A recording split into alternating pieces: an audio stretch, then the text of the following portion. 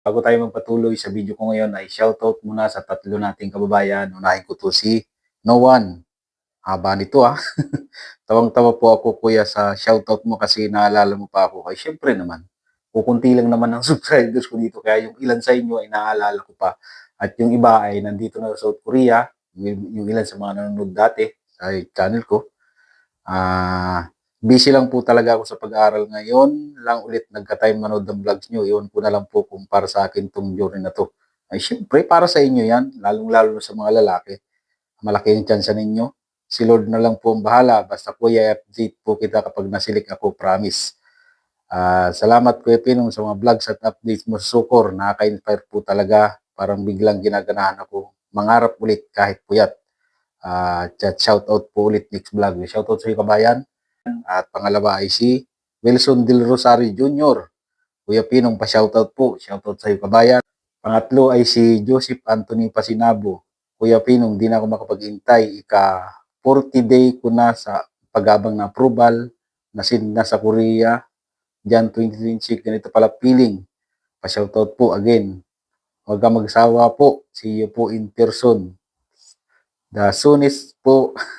Hahanapin talaga kita po kuya. Salamat kabayan. Basta dito, pag may time, nakadepende kasi kung mapunta kayo sa malayong lugar, mahirapan kayo pumunta dito sa Seoul, banda dito sa amin. Pero pag may time, okay lang yan. Walang problema dyan. Magkita-kita tayo dito sa South Korea. At ang video natin ngayon ay tungkol sa in-order ko. Umorder ako mga kabayan online ng isda dito kasi napanood ng kumpare ko yung vlog ko dati na pumunta ako ng Norienjin Market. Mahal talaga mga kabayan yung pagkakabili ko dun sa isda na yon. Isipin mo, 1 kilo kalahati lang, nagkakahalaga ng 40,000 won. Diba?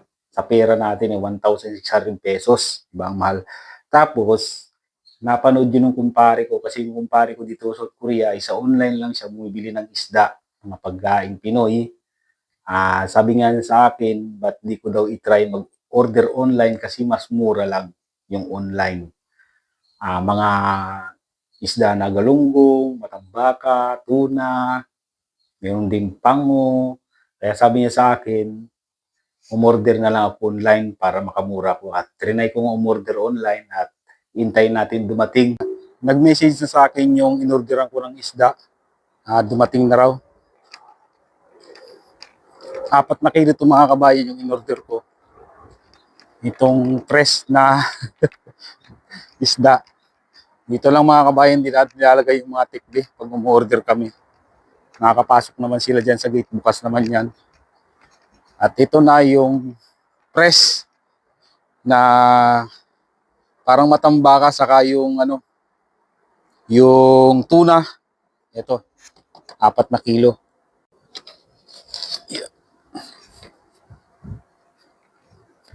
First time ko lang umorder mga kabayan sa online ng isda dito. Kalimitan kasi bumibili ako sa mga mato, sa mga market. Ito, buksan na natin mga kabayan. Tingnan natin ang laman.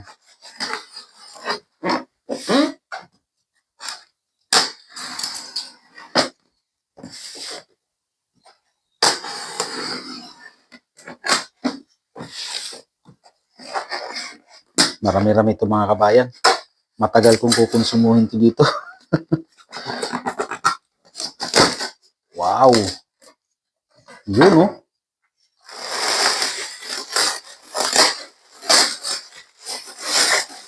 Pre, ito na yung binili kong isda. Dumating na.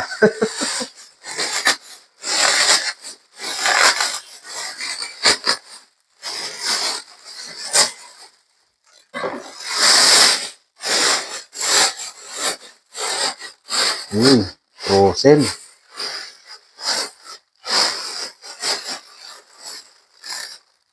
Ito na yung buntot. Ang laki. Ayan mga kabayan yung laman. Ito yung tuna. Ayan. Tapos yung matambaka na isda. Hindi na rin siya kulay pula na yung mata. Hindi na rin siya sariwa masyado. Kulay pula na yung mata. Pamprito talaga to. Ayun. Ang dami na to.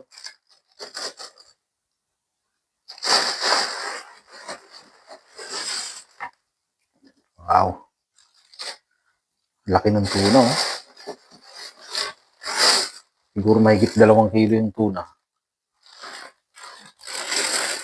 Ayan, magsisigang na tayo ng tuna. Kalahati lang yung sisigang ko ng tuna kasi ang dami. Yan, talong saka yung gulay lang halo. Tapos ito yung galunggong ba ito mga kabayan o matambaka. Ayan yung iba, ipiprito ko. Tapos meron pa dun sa ano.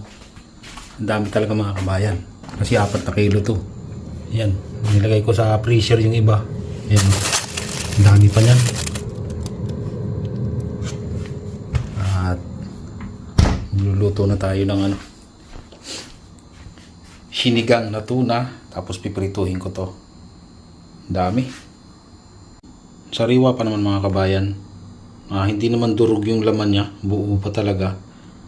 Kumbaga pumula-pula lang ng konti kasi yung tulingan mga kabayan ay pinutulan ng buntot. Tumulo yung dugo sa loob. Ayun. Kaya nangyari, nagpula-pula yung ano, yung isda. Pero sariwa pa yun mga kabayan. Kain na tayo, luto na. Ang sarap ng tuna na sinigang tapos may prito. Kain na na.